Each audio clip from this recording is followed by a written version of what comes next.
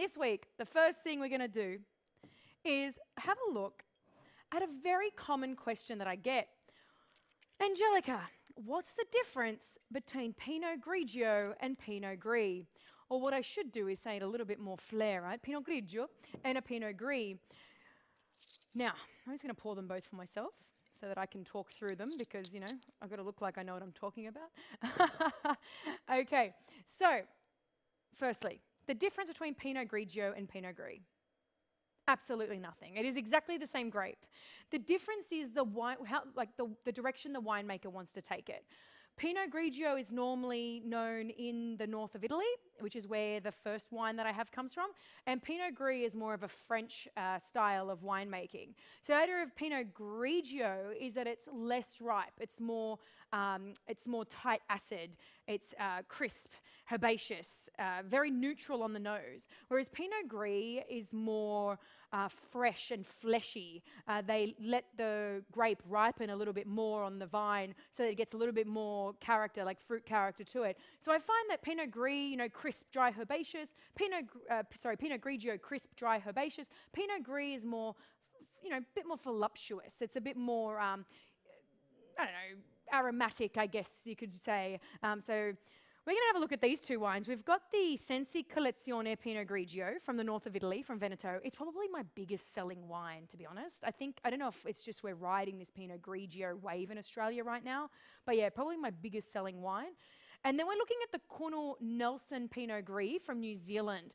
So ironically, we're doing a New World versus Old World comparison. If I had any Pinot Gris from France, we could have played with that. But it's actually quite interesting to look at New World Pinot Gris as well, because I find that they're, you know, medium to high acid.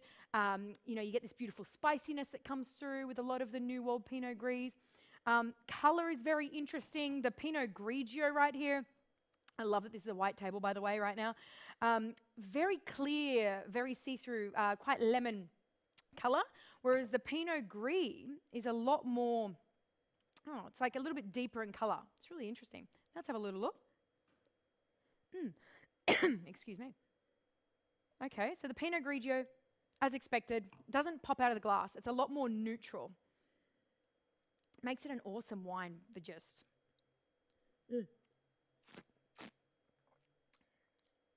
Yeah.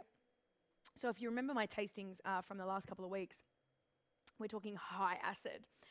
What is acid? It's when you tip your mouth forward and you feel like you need to like slurp up. I know that sounds crazy, but it's true. So that's a great way to learn about wine. As I said, it's less ripe. I'm getting a lot more lime characters, a lot of lemon, green apple, white stone fruit, and you definitely know this live because I need to cough right now. Excuse me. Okay, sorry about that. I'm back. White stone fruit. Yeah, this is a just easy, what I like to call a back porch wine. It definitely goes with all your fresh fish, chicken.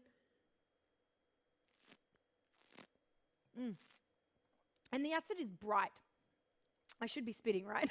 I just thought about that. Thank you for the reminder.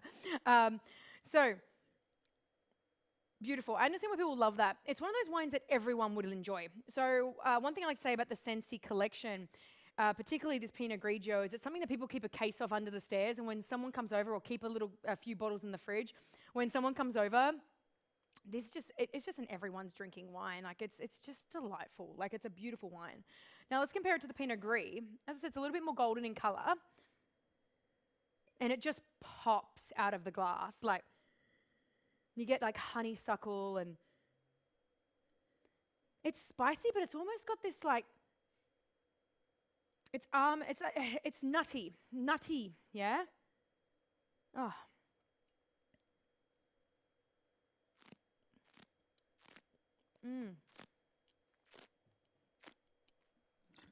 Yeah. So again, like, it's like creamy acid through the mouth. So if you know about this region, this Nelson region, it is cool climate. Most of New Zealand's wines are cool climate. When you're looking at the Collezione Pinot Grigio from Veneto, I have had a question about this, which is why I'm bringing it up. This Pinot Grigio is from a cool climate. If you tuned into our very first episode, you would have seen me showing off the Filo Grigio from Sicily, more of a warm climate, which made it more of a creamy, more aromatic white.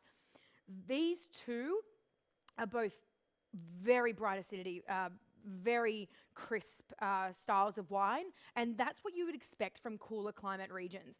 Even though they do leave the Pinot Gris on the vine a little bit longer just to get those phenolic, get that really nice, I guess, floral characters. That's the word I'm looking for. It's quite floral. It's a lot more fruit driven compared to the Pinot Grigio. They do leave it on the vine for a little bit longer. They are still both cool climate wines. Again, the difference whether a winemaker wants to make a Pinot Gris, and obviously a French person is going to make a Pinot Gris. If a winemaker wants to make a Pinot Gris or a Pinot Grigio, it's completely up to them, and it's all about when they want to harvest. But yeah, Pinot Gris, it just pops out of the glass, doesn't it? Absolutely beautiful. But yeah, all your shellfish, all your fish, all your fresh foods, like really fresh vegetables and stuff. That's what I would be pairing with these two wines.